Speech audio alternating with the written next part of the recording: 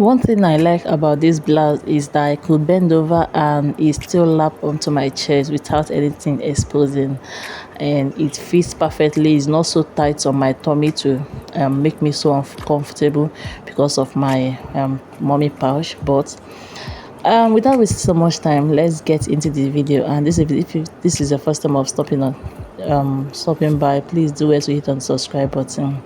And to my old subscribers, I say thank you very much for all your support.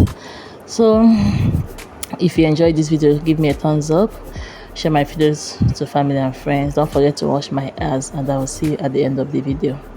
So the first thing I did is to mark a straight line to serve as our starting point, and then from there I'm going to go ahead and mark my chest line, or you can call it your armhole line. And mine is at 8 inches. Then my bust point is 10 inches. My under bust is 14 inches. My half length is 18 inches. And then for the full length of this blouse is 25 inches. But please make sure you measure yourself to be sure of your measurements. So I just marked all the lines across. Then the next thing I'm going to be doing is to mark half of my shoulder measurements, and then I'll connect it to our chest line. Every other allowances will be added when we want to transfer this to our pattern. So I still marked my half of my shoulder measurement on my chest line and I connected the line.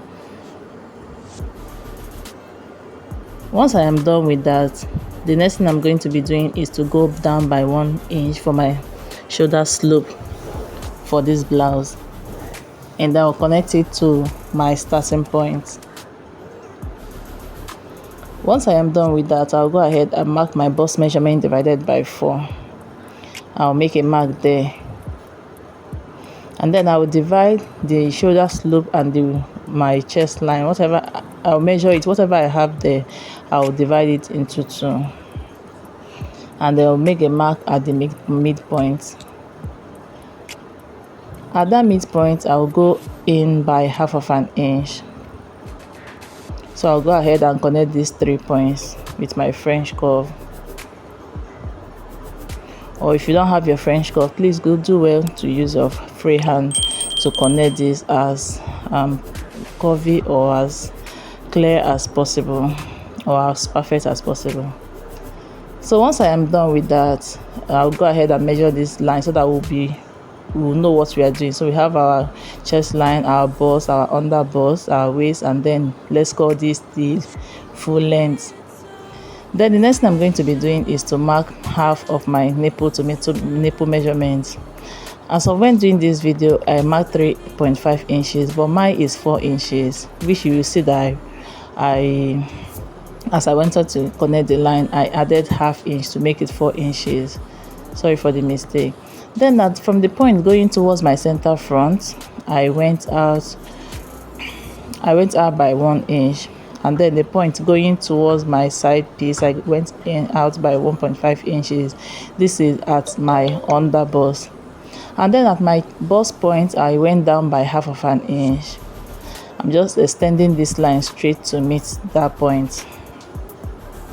Then I will go ahead and connect this start. See the way I'm connecting mine? Please, if you have a tummy like mine, please do well to connect yours this way. You don't need to start contouring your waistline because you know that there's no waistline there. So what we are paying more attention is your under bust, so that your under bust will be fitted and then give your bust a curve, and then give you your waist a space or your tummy a space for the style or for the gown or for the blouse or whatever it is to be accommodated. So I'll go ahead and connect this curve to the half inch we came down from the bust point. The reason for this is so that at the bust point there is no sharp edge there, it's not pointy. And I'll connect the same thing for the other side. Just make sure you place your curve well. Keep moving it around till you get a perfect curve that you need.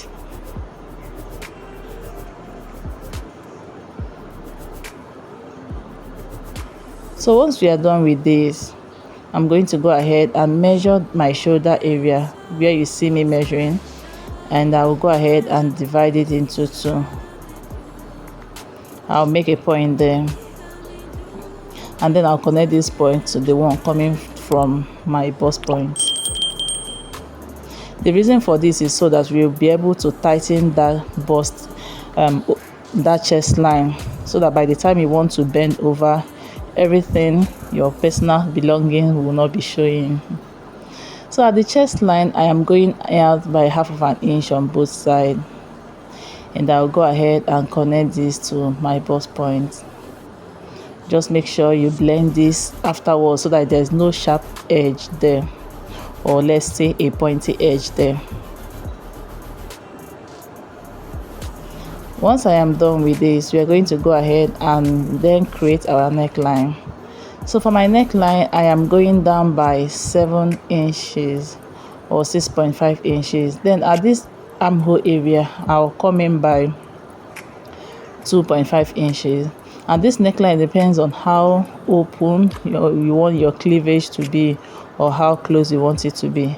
Then for my shoulder width, I went in by 2.5 inches. I don't want it to be too wide, so that's why I use 2.5 inches. So I'll go ahead and connect all these points.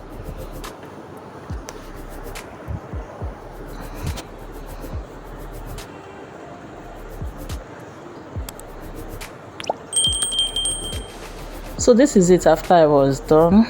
I'm just extending this line to meet the armhole, so that we'll be able to create our yoke. And then I also extended my dart upward. So I'm going to go ahead and measure that dart, and I'll replace whatever I have there at my that armhole, so that by the time you join the dart, you don't have shortage of fabric. Just like you see me replacing it, please replace this, and then you're going to go ahead and create your new armhole. I hope you understand this.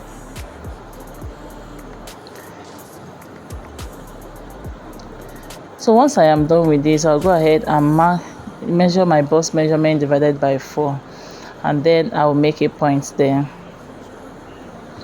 And mine is about 10.75 inches, 10 point something inches, or 10.5 inches. Just make sure you measure yours and then divide it by 4. Then once I am done with that, we are going to go ahead and measure our under bust divided by 4. I'll make a mark there, and then I'll measure the dart that we have, and I'll replace it.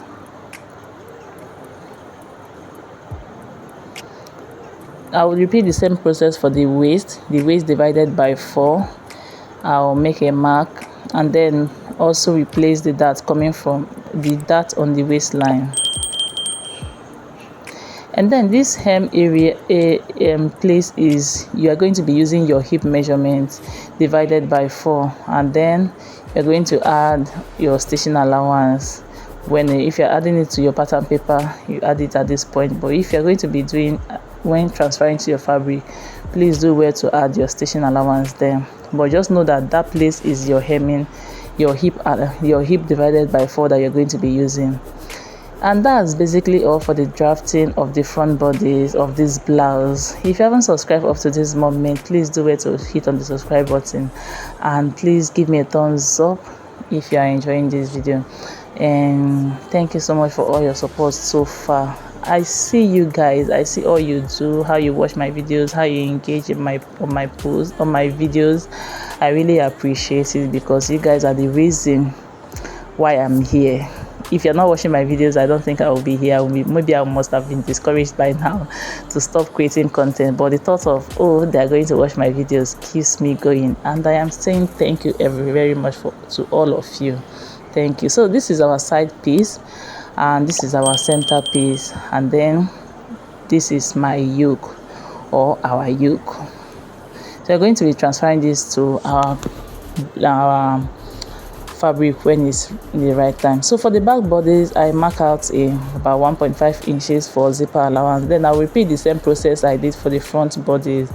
That's why I increased it to be fast, so that we don't sleep on this tutorial. So this same thing you did for the front bodies, please do well to repeat the same process for the front one.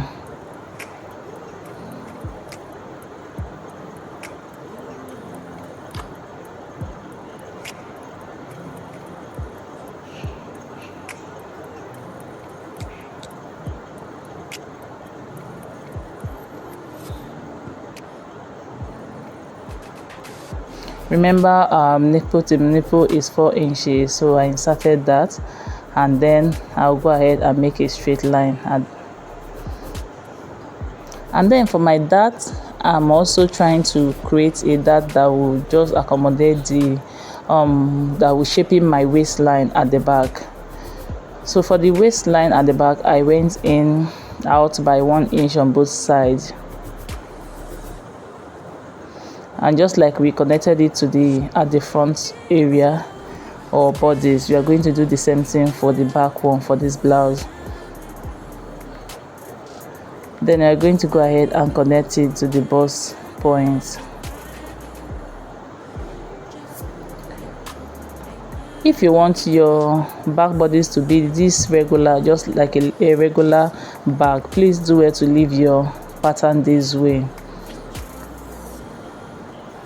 But if you are going to be replacing your neckline just like I did, keep watching the video so that I'll explain what I want to say later on in this video.